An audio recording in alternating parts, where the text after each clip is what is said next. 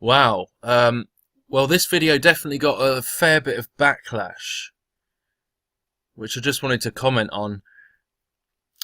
It was never my intention with this video to get involved in a political debate of a country that I'm not in. That was never my intention. This was not even meant to be a political statement. It's not meant to be a political video. I wrongly, naively presumed that most people in the truth community would have by now become aware of the Hegelian dialectic that is politics. I thought that was a given, you know. The intent was never to promote, as some people have even gone so far as to say that I'm a leftist and promoting Hillary Clinton. I'm a right-wing conservative Christian type. That's how I've always been brought up, and I've always voted towards the right-wing, the party that would be more likely to support Christianity in the right wing.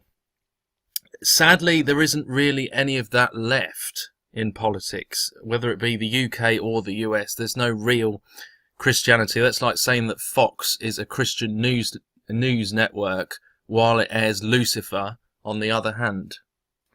So just because this is the pre-run to the elections, it doesn't mean to say that we're still not in the season of the end times, that the US and, well, most of the world is turning their back on God. It doesn't change any of that. Don't get caught in the hype. That's what I was trying to say about the emotions. It's easy to get caught in the hype, and then most people wake up afterwards and go, oh, hang on, it was just the same thing over and over again. There was no difference.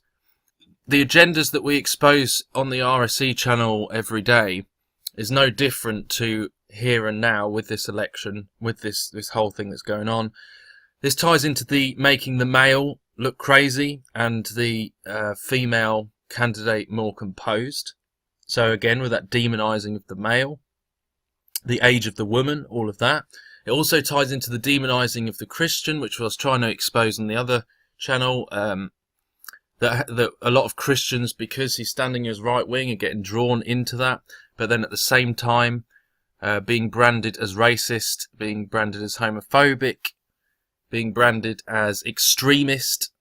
And we've got the whole oncoming, what seems to be provocation of chaos and perhaps a war between the races and a war between the male and female. All of these things that are going on. To me, it seems like this guy, Donald Trump, is really starting to stir up chaos from some of the clips that I've seen already. Knock the crap out of him, would you? Seriously. Just knock the hell. I promise you, I will pay for the legal fees, I promise. In the good old days, this doesn't happen because they used to treat them very, very rough. And when they protested once, you know, they would not do it again so easily. I love the old days. You know what they used to do to guys like that when they were in a place like this? They'd be carried out on a stretcher, folks. Like to punch him in the face, I'll tell you. Mr. Trump, 17 days later, that actually happened. One of your supporters decided to sucker punch a protester. Anybody who tells you there is no connection between the behavior of the mob at these events and the behavior of the man at the podium leading the mob at these events is not actually watching what he has been saying from the podium. These people are bringing us down. Remember that. They're bringing us down. No reason for it.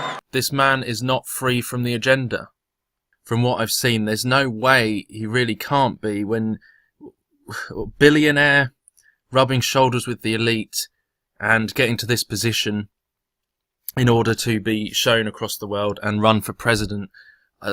You don't get to that position without being involved and in some way, shape or form.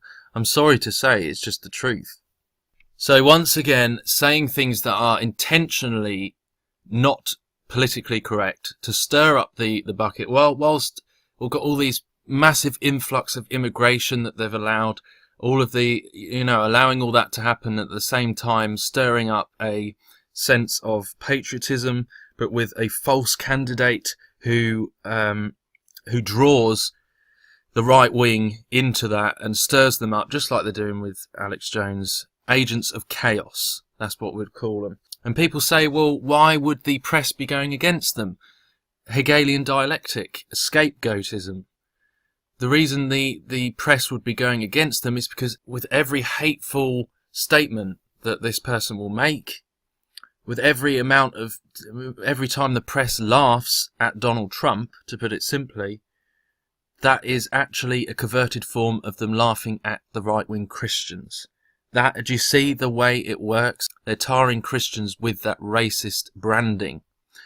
The only way, and I understand why, because the country is in a state, our country is not great either. The world is changing very fast, and so along comes someone and says, let's make our country great again. I can understand why people would buy that so easily. It plays on a place in people that is getting desperate.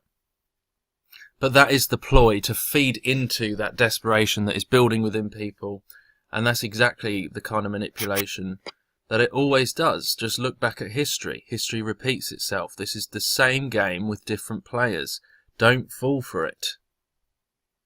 Now, I said in the video about Donald Trump that at the moment it's not like that in the UK, which it isn't quite like that. There's no one with the potential to run for president that is standing on the main stage and saying such controversial things that are not politically correct to the mainstream society. There's not that going on here at the moment. It's not to say our country is in a better spiritual state than the US, because it isn't.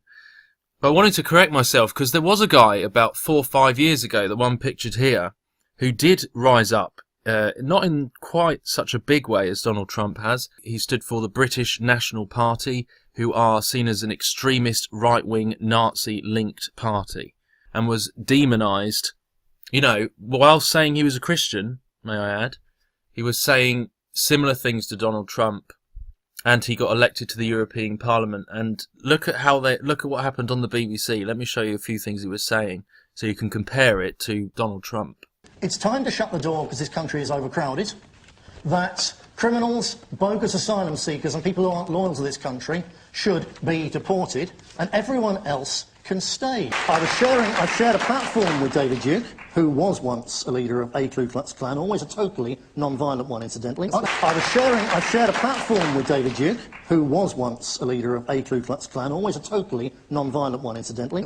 A shadow of a doubt, I appreciate that if you look at some of the things I'm quoted as having said in the Daily Mail Day and so on, I'd be a monster. Those things are outrageous lies. That's a typical case of the press with misinterpretation. They take a half a sentence and they take a quarter of a sentence, they put it all together.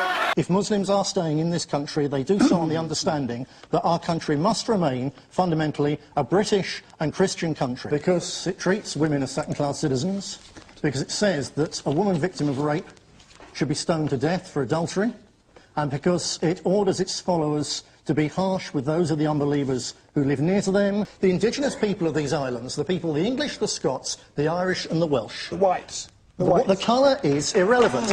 A misquotation then in the Mail today says that I said that black people walk like monkeys and so on. That is an outrageous lie. You people wouldn't even let us have our name on the census form. That is racism, and that's why people are voting British National Party, because we feel shut out in our own country. They must acknowledge that Britain always has been and must remain, and it's right that it should remain, a fundamentally British and Christian country based on Western democratic values and not on the eternal values of the Quran. Said about homosexuals? I've said that a lot of people find the sight of two grown men kissing in public really creepy.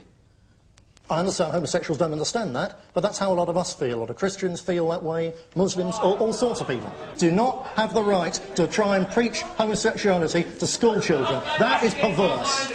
I'm not a Nazi. Right. I never have been. Yes, Do not have a conviction for Holocaust denial. But you did deny it. The amusing issue.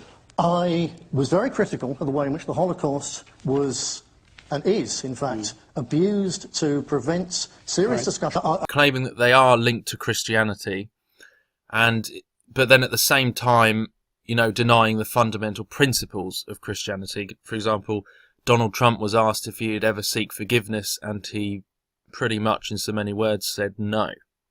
But it is making the left wing probably look a bit more composed, Hillary Clinton, and making the right wing look maniacal, crazy. Even, just the whole comedy act is all a comedy act. So there is the potential, you just don't know. There is the potential, which I believe, that this is controlled opposition. in order to make the right wing look mentally insane. That is what they are doing over and over again.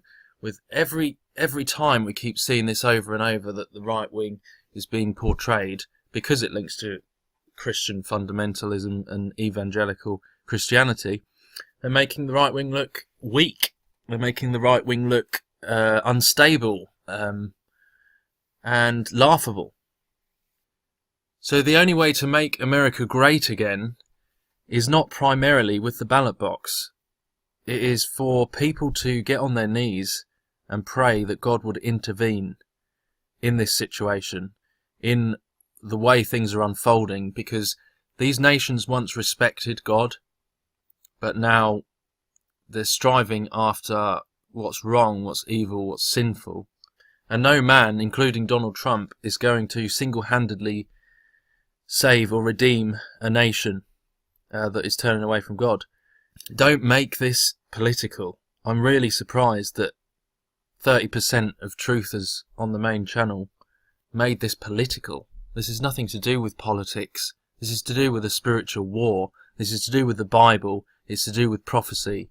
And we need to pray. That's all we can do. Please don't ask my advice on who or whether you should vote, because that's between you and God. It's your own choice to make. But I'm just trying to warn people that this agenda goes far deeper than it looks. Don't just jump on someone charismatic who comes onto the scene and says everything that our itching ears want to hear. Because this is how the trick works. They play society. They play on people's emotions, and it's dangerous. Until next time, God bless, and I'll speak to you soon.